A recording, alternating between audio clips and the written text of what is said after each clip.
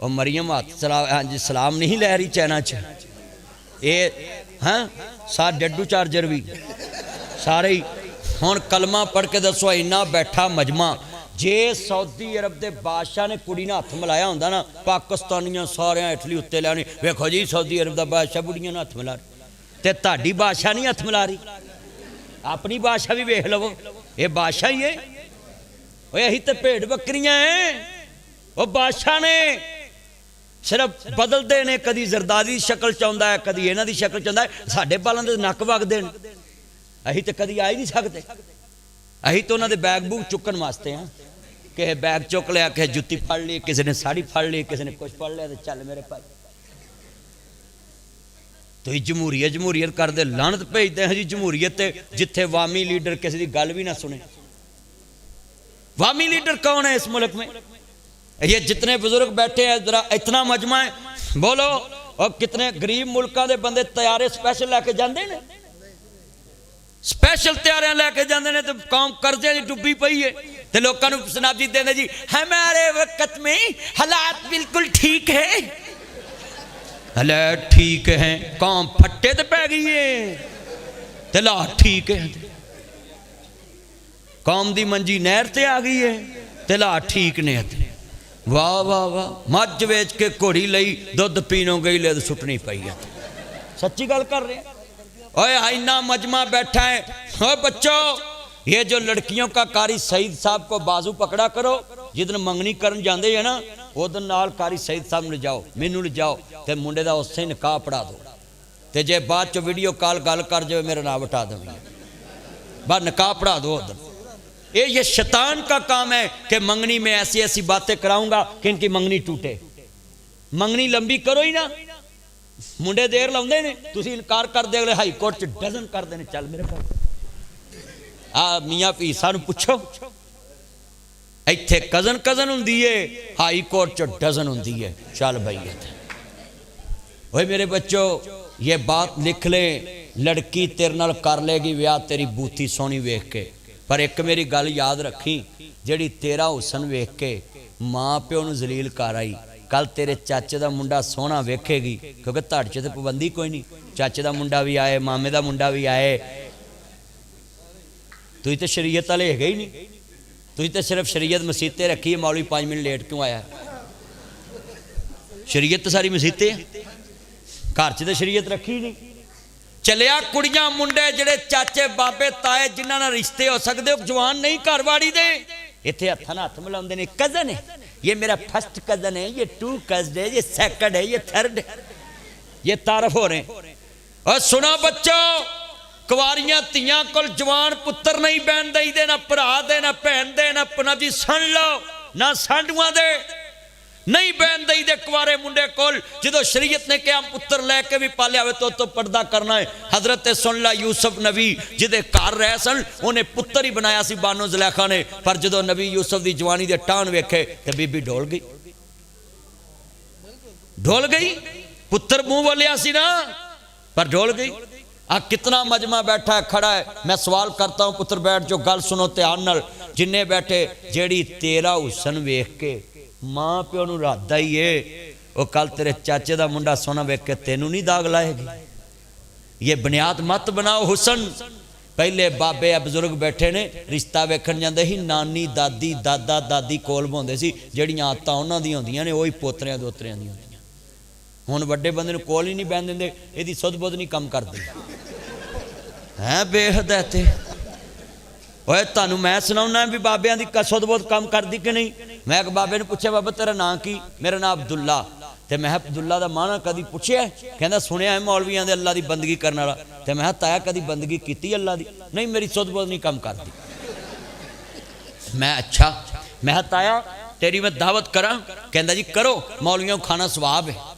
मैं हिसाब ला लिया भी ये तो सुध बुध कम करती है मैं देसी सरों का साग बाथू पा के आटा विच पा के घोटा ला के साग दा लकड़ा ते साग पका के उत्ते मक्खन दी टिक्की रख के ते मक्की दी रोटी नाल रख के ताया मैं तेरी दावत करा आंदा चस ना आजे कहंदा बल्ले बल्ले नासर मदनी साग कोई लभदा रोज ये पकाउणा बड़ा औखा है अच्छा गल बड़ी वड्डी है, सुनो।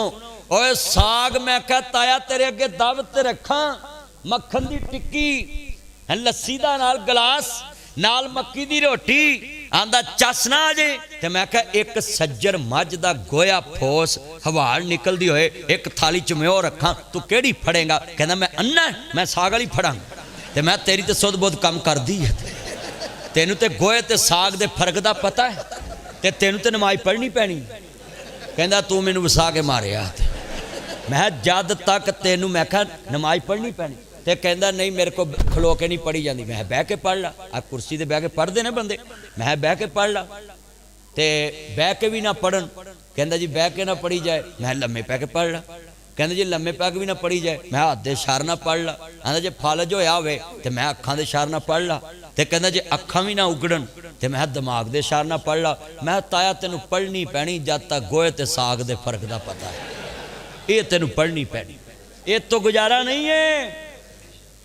हाँ नमाज तो गुजारा नहीं। अज किन्ने नौजवान बेनमाज, किन्ने बाबे बेनमाज, बस्तियां दियां बस्तियां बेनमाज, पट्टी सल्फी साहब शहरां दे शहर बेनमाज, शहरां दे शहर बस्तियां दियां बस्तियां बेनमाज। ओए बोलो बेनमाज बंदा अल्लाह दा दुश्मन, ते असीं ओहदे कोल रज के खाने, असीं ओहदे नाल जफ्फियां पाउने बहने। बेनमाज ते अल्लाह नूं इनकारी है, ते तेरा की सज्जन जेड़ा अपने अल्लाह दा सका नहीं, तेरा किवें सका है?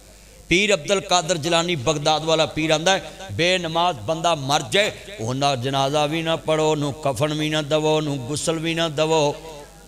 बेनमाज बंदा मर जाए उन्होंने चूड़ियां च मुसलमानों के कब्रस्तान च भी दफन ना करो, इंज धरू के रूड़ी ते सुट के आओ जिवें कुत्ता मरदार सुट के आई।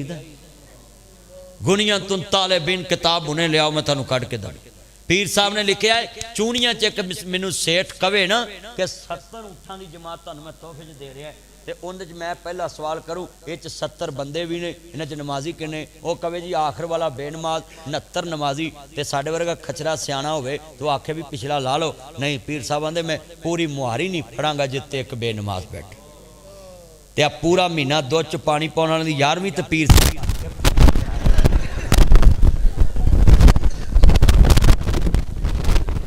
बोलो हर बेनमाज अल्लाह माफ करे सारा महीना दुध च पानी पाता है, और 11वीं वाले दिन सारा हाजी बनया होंदा है, बालों पीटर जोगा दुध भी नहीं लभदा भी कल 11वीं सी। ओए पीर साहब का फतवा है, पीर साहब आंदे ने बेनमाज बंदा जड़ा है सुन लो ध्यान दे नाल ओनू नप्पो ही ना।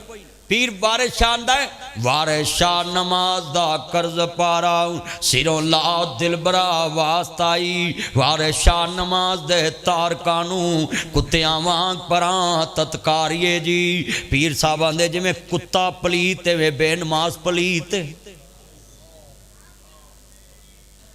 अच्छा सुन लो कबर नू सजदा करने वाला घट पलीत है, अल्लाह के नाम तो अलावा गैर के नाम ते देने वाला घट पलीत है। बेनमाज नूं अल्लाह ने सब तो वड्डा पलीत किया है। इन्नमल मुशरिकूना नजसुन मुशरक पलीत वकीमुस्सलाता वला तकूनु मिनल मुशरिकीन। अल्लाह आंदा नमाज कायम करया जे मुशरकां च ना होना। इत्थे मैनू कई बंदे मसला पुछदे ने जी आ गुसल किवें करना ते वुजू किवें करना, ते मैं बिजली डायरैक्ट है कि मीटर च? कहंदा ये किधर सवाल गया। मैनू बंदे सवाल करते हैं भी वुजू ते गुसल दा तलक वापडा नाल की है?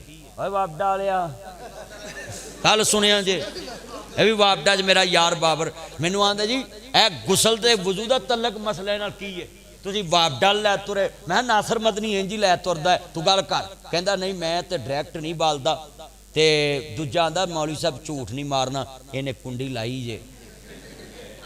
ते मैं आख्या फिर तेनू गुसल ते वजू दे पुछण दी की लोड़ जो तेरी बिजली डायरैक्ट है, तेरा गुसल हुंदा ही नहीं, क्योंकि गुसल तहारत वास्ते हुंदा है। जो बिजली डायरैक्ट है बस हुण घर भी पलीत ते तुसीं भी पलीत हो, तुसीं ना पढ़ो पढ़ो भावें हुंदी नहीं, जो पढ़नी कादी। गुसल ते करना घरों, वो बोलो कित्थों करना है? ते जो बिजली चोरी दी है तो गुसल कित्थों होना है?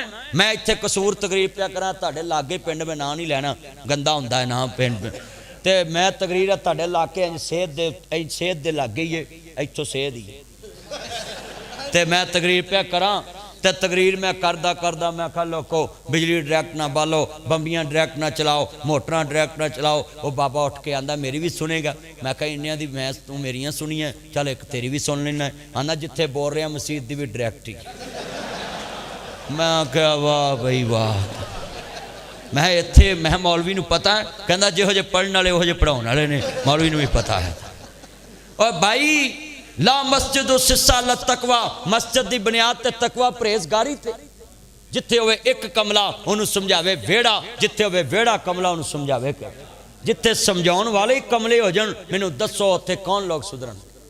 मौलवी ने तो चाहिए सी, कहंदा भाई मैं डायरैक्ट बिजली लगी मैं नमाज नहीं पढ़ाउणी, वजू ही नहीं होना, गुसल ही नहीं होना। तो इतने बंदे नहीं असी वापडा तो पुछया, ये वापडा की फुफी वाले का माल है, वापडा तो पुछया, ये तो माल कौम का है, कौम की मानत है। उच्ची बोलो कि मानत है, ये तो आने वाली नस्लों की मानत है।